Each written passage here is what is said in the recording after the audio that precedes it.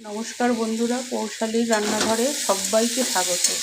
আজকে আমার রেসিপি আমুদি মাছ আলু পেঁয়াজ দিয়ে পাতলা ঝোল। দেখো, আলু পেঁয়াজটা ভাজা হচ্ছে। এইবার জল ঢেলে দেবো, জল দিয়ে দেবো। এবার ভাজা হয়ে গেছে, এবার জলটা দিয়ে দেবো।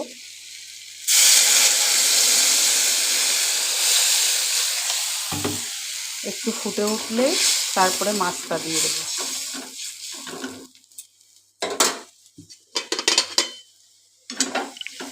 একটু ঢাকা দিয়ে দিই, ঢাকা দিয়ে একটু ফুটে উঠলেই মাছটা দিয়ে দেবো। তারপর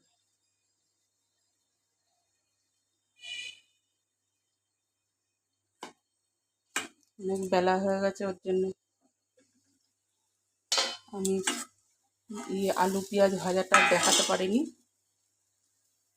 মাছগুলোও দিয়ে দিচ্ছি।